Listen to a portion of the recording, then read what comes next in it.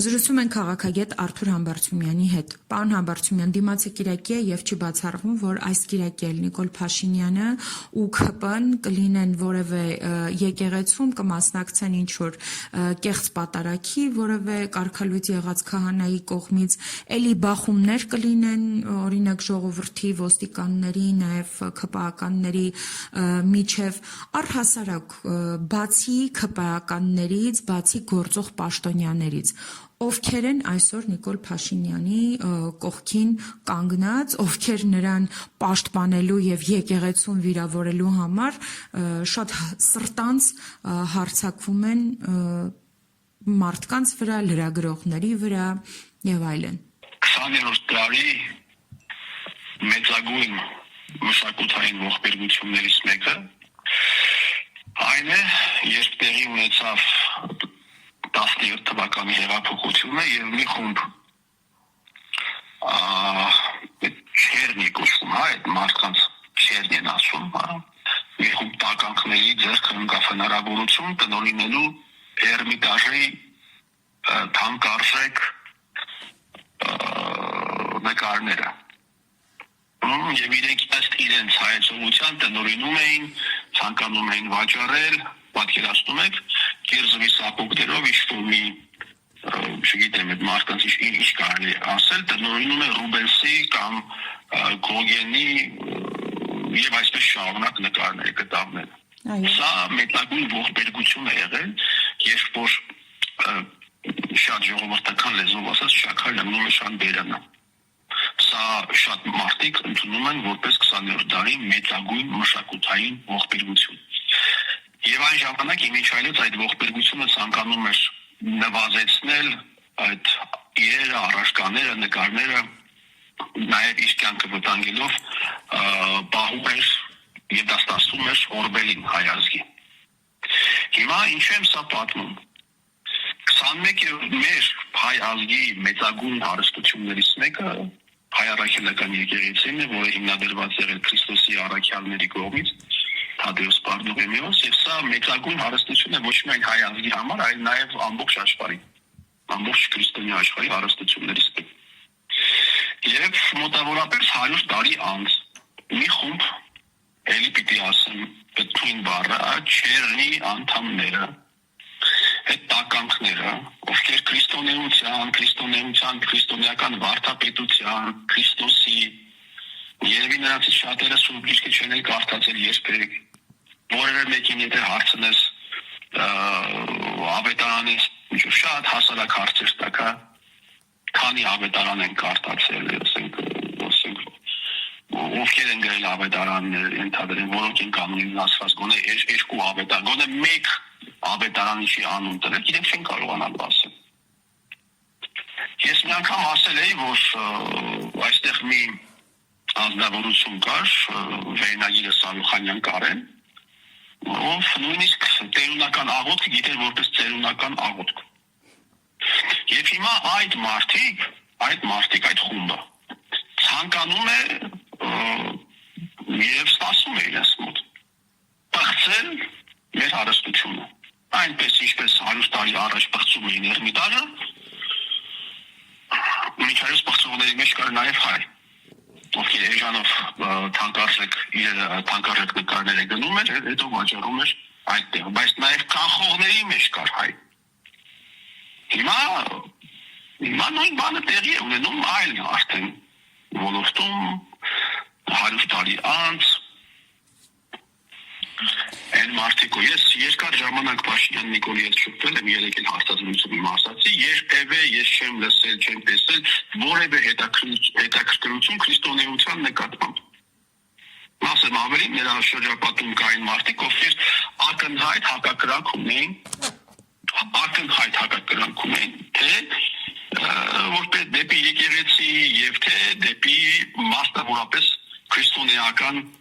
վարդապետություն։ Այդ դեպքում ինչ է տեղի ունենում, ինչու են հակաեկեղեցական, հակաքրիստոնեական, հակաքրիստոնյա մարդիկ այս գործողություններին գնում, եթե փորձենք այսպես կարճ բացատրություն տալ, այն ինչ տեղի է ունենում, ինչ է։ եմ, որ ընտրություններից առաջ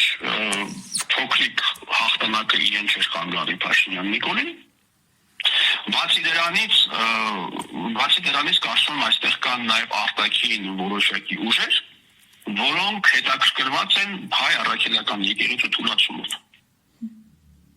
Եվ այդ արտաքին ուժերը ես ընդհանրապես ուզում եմ ենթադրություն անել, որ ավելի շատ ոչ թե Թուրքիայում են գտնվում, այլ Թուրքիայից ավելի արևմուտք, Ապենինյան թերակղզում։ Խոսքը Վատիկանի մասին է։ Բացեք բազմաթիվ վկայություններ կան, թե ինչ այլանդակություններ են արել վատիկանյան ստահակները հայ առաքելական եկեղեցու նկատմամբ։ Մասնավորապես խնդրում եմ կարդացեք arczepiskopos Մաշալյանի երկու ուխտավորագիրք այնտեղ նկարագրվում է։ Թե ինչեր են արել, ընդհանրապես Վատիկանը ինչ է արել տարբեր եկեղեցիների նկատմամբ պրոտեստանտներից սկսած մինչև ավելի այսպես կոմպակտ լոկալ եկեղեցիներ հայ առաքելական եկեղեցի։ Եվ եթե դուք ուշադրություն դարձնեք, այս թեմաների մասին կարող որևէ մեկը չի ասում, պարոն Փաշինյան, դուք 2018 թվականին Հռոմ եք գնացել։ Ինչի համար մինչև այսպես կոչված ձեր կեղծ հեղափոխությունը։ Ինչի համար եք գնացել Հռոմ։ Դուք վերջերս եւս գնացել եք Հռոմ, հանդիպեցիք Հռոմի պապի հետ։ Բարձր պարգևներ ձեզ տվեց, ինչի համար, ձեր որ արժեքների, որ զասլուգայի համար։ Դուք քրիստոնեական աշխարհի համար ինչ եք արել, որ Հռոմի պապը այդպես գնահատում է ձեր արածը։ Հետաքրքիր է։ Օրինակ ձեզ Հռոմի պապը կամ որևէ կարդինալ ըստ ձեզ եթե դուք լինեիք այնտեղ Վատիկանում ընդունելության կարժանացներ, բայց իրեն առանցնում է իրեն Արմեն Սարգսյանին, Սերժ Սարգսյանին, ինչ են արել իրենք։ Ասեմ ավելին, Աննա Հակոբյանն է արժանանում շատ բարձր ընդունելությունների, ինչ է արել Աննա Հակոբյանը։ Ինչի համար։ Այս հարցերի մասին պիտի բարձրաձայնի առաջին հերթին հայ առաքելական եկեղեցու առաջնորդը կաթողիկոսը։ Շատ հեշտ է, դուրս գալ ասել Փաշազադեն հրաման է տվել։ Շատ հեշտ է։ Այսպես ասած ուռա պատրիոտ Երևանու ամենահարմար իմիջայլոց Հռոմի պապը նաև աստիճաններ պարգևներ տալիս Ալիևին։ Հիմա հասկանում եք, սրանք հարցեր են, որոնք պետք է քննարկվեն եւ մարդիկ պիտի հասկանան այս ամենի։ Արայիկ Հարությունյանը ակնհայտ հակաքրիստոնեական քրիստոնեությունը դիսակարգերը հեգնող անznավորությունը այսօր պատարագի է մասնակցում։ Պետք ինչպես եղավ։ Այդ երբ դարձավ Արայիկ Հարությունյանը եկեղեցին բարենորոգել ցանկացող անznավորություն իր բանից։ Վերջի ժողովուրդը պիտի իմանա այս ամենի պատասխանը, այդ ով է հրահանգը տվել, որ Արայիկ Հարությունյանը պիտի Կիրակի օրերին մասնակցի պատարագին։ Ես եմ ասում վստահաբար, Արայիկ Հարությունյանը ունեցել է ակնհայտ հակաքրիստոնեական թե վարքագիծ, թե պահվածք եւ թե գաղափարներ։ Պարոն Համբարձումյան, ինչի դիմաց են կատարվում այդ հրահանգները, որոնք ինչպես դուք եք ասում, տրվում են դրսից եւ ոչ միայն Թուրքիայից։ Ինչի դիմաց։ Այո։ Ինչի դիմաց։ Հրահանգները տալիս են, սրանք կատարում են իշխանություն, մեծ փողեր, հայելի եմա, ընդհանրապես այսպիսի բաները իշխանության եւ փողի համար է արվում։ Մեծ իշխանության եւ մեծ փողերի։ Ես մի բան եմ ուզում ձեզ ասեմ, շատ կարևոր։ Հայ առաքելական եկեղեցու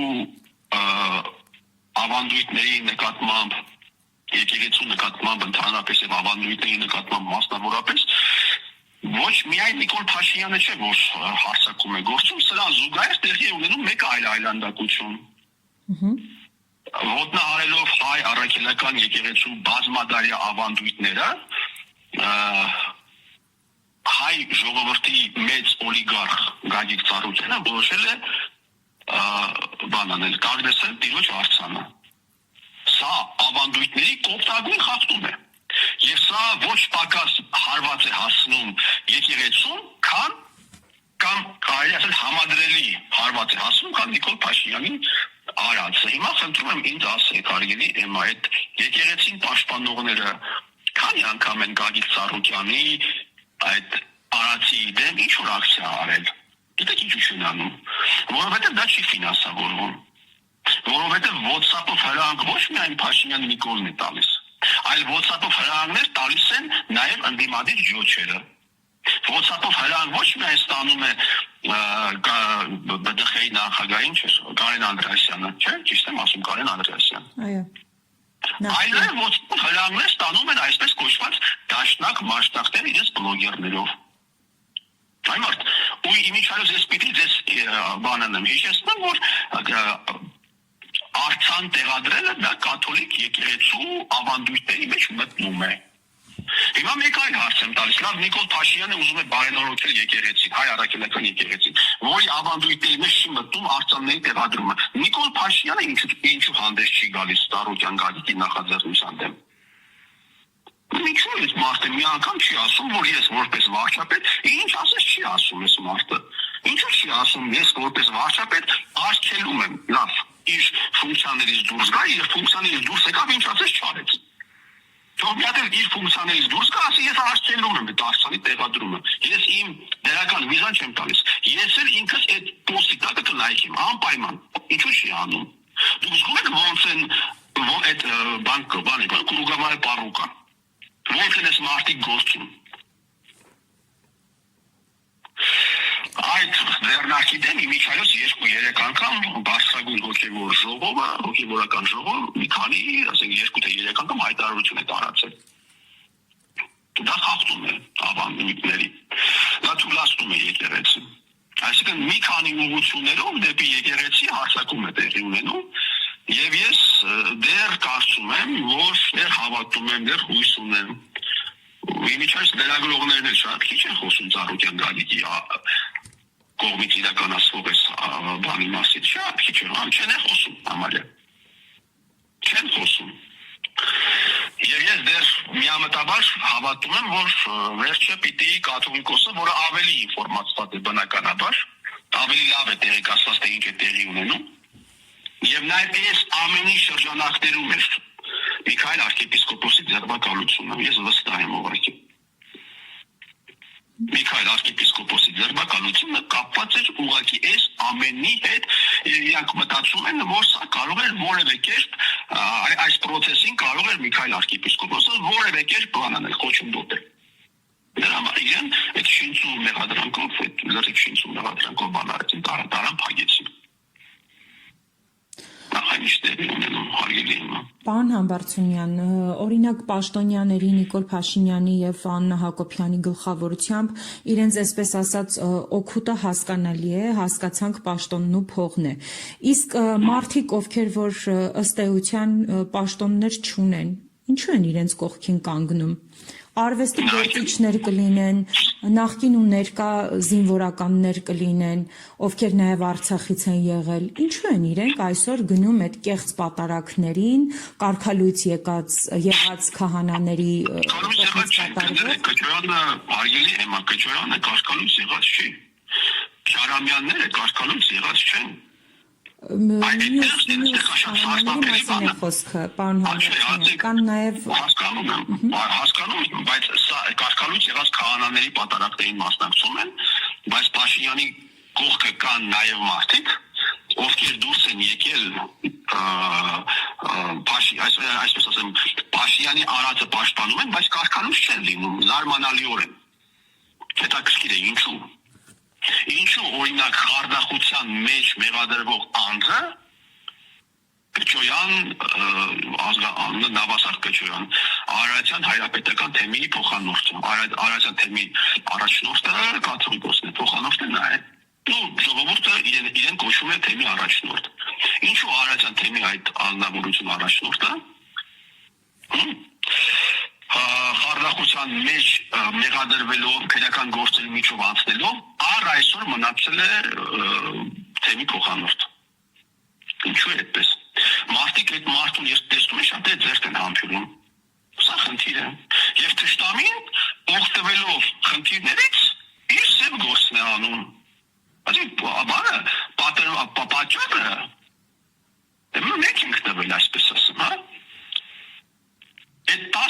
տիրադաբերը, որի մասին դուք խոսում եք, եթե դուք ուշադրություն դարձնեք, 10 տիրադաբերից խոսում են միայն 3-ի 4-ի մասին։ Օրինակ Քարամյանի հերը,